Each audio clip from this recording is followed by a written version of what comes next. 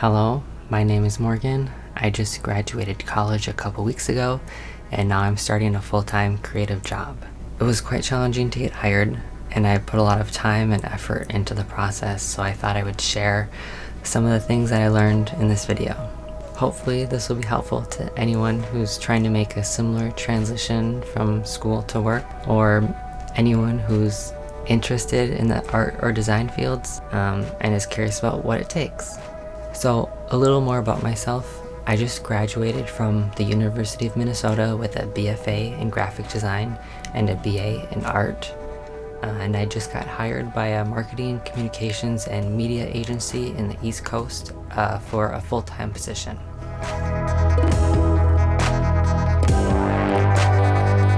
On to the advice. There are two main parts to getting hired in the art and design fields. The first is having relevant experience. For me, that was a graphic design internship I completed last summer, as well as all the projects I worked on while I was in school. The second part is having a good portfolio, which is just a way to showcase all the experience. I've got 7 qualities to focus on while making a portfolio, and I'm going to explain those as I walk through some of the projects on my website. So the first one is having a variety of skills. There are so many skills that are in demand for graphic designers, so it's important to showcase every applicable skill that you've got.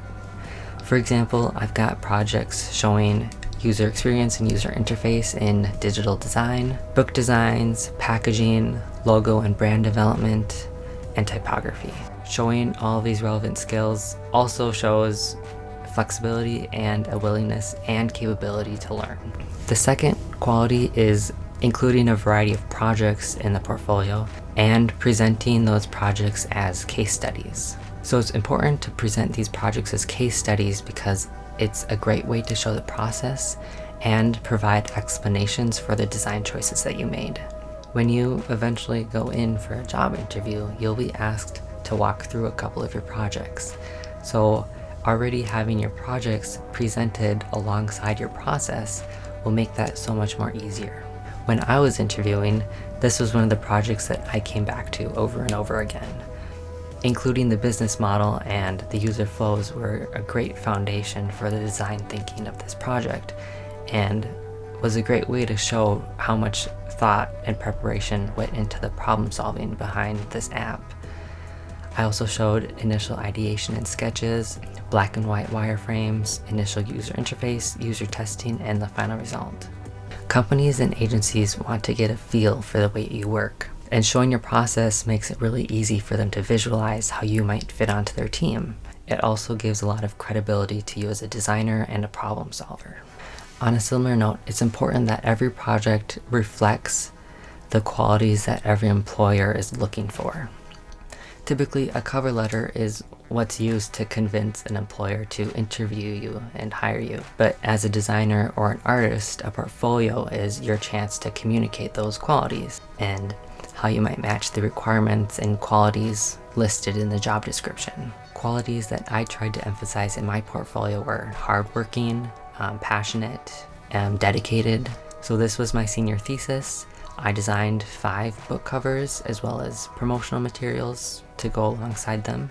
So I didn't just design one book and be done with the project. I brought a lot of depth into this project by not only designing one book, but I designed an entire collection, and I also designed stickers and bookmarks to act as an expansion of the original concept. So my next piece of advice is to look at portfolios, look at what your peers are making. They're going to be applying to the same internships and junior design positions. So they're going to be the competition. Look through their portfolios, see what you think is working well for them, and look for spots where you would do things differently.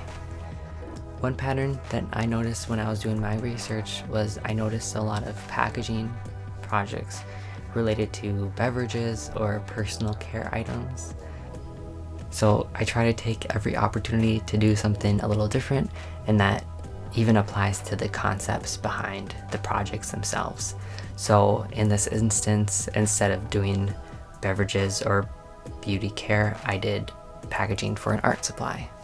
The next tip applies to presentation. Try to avoid using too many mockups. So similar to the last piece of advice, this was something that I noticed when I was doing my research into portfolios that my classmates were making. I noticed that they all use a lot of mockups, and a lot of times they're the same exact ones.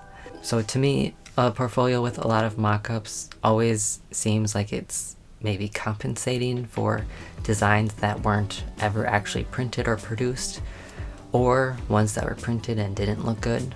Like, it's easier to hide the faults and shortcomings of design when it's hidden in a cool mockup. Now, in my portfolio, I've used a couple of mockups, but the majority of my projects are shown in photographs that I've taken myself. This gives a sense of realism and relevance to each project, even ones that were just assignments for school. It's pretty easy to DIY a small photography studio, especially when every phone has a pretty decent camera, so this is a great place to set yourself apart from other designers. So the next tip relates to creative thinking. You want to show your ideation process at the beginning of a project. So mood boards look great, but they don't really say much about the project, especially when they're just pictures. It's important to show sketches, especially ones that show divergent thinking and brainstorming, meaning ones that represent a lot of different creative directions and aren't just iterations of the same idea. So my final piece of advice is to show off creative hobbies, especially ones that are adjacent to the field that you're trying to get into. This is important because it adds a personal touch to the portfolio and often showcases transferable skills. For example, many of my projects incorporate my own illustrations, so when I'm talking to interviewers, I make sure to emphasize how it has given me more practice with visual communication. Also a great practice with things like composition, color, and visual hierarchy. The agency that ended up hiring me really appreciated the fact that I do both illustration and photography, and that I included that in my portfolio. I'm able to add a lot of depth to the projects and do every part of the project myself, which made them a lot more polished and made my portfolio really stand out to that interviewer. Also, projects like this one are a great way to show off any interests or hobbies. It's a perfect way to connect on a more personal note with whoever you're interviewing with. Now for some small bonus tips. While the portfolio is the most important part, it's also important to make sure that other application materials like resume, cover letter, a LinkedIn profile are complementing it. All of these materials need to be unified.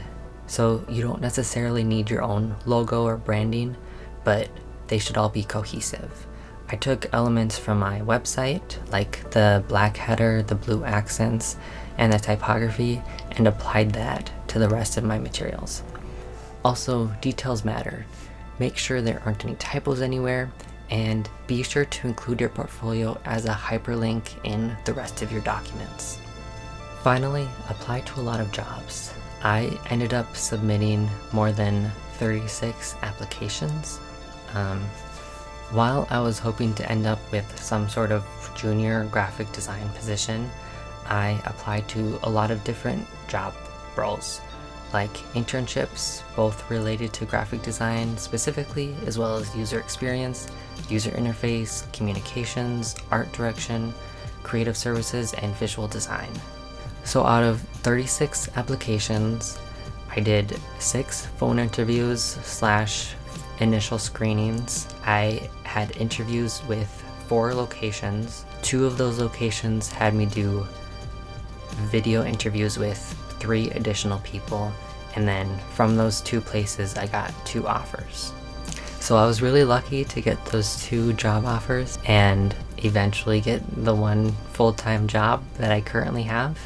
And these were the things that got me there. So I'm hoping this video is helpful to anyone who's looking for this kind of advice. And I'm happy to answer any questions either in the comments or through my website or my Instagram. So please reach out. Thanks for watching.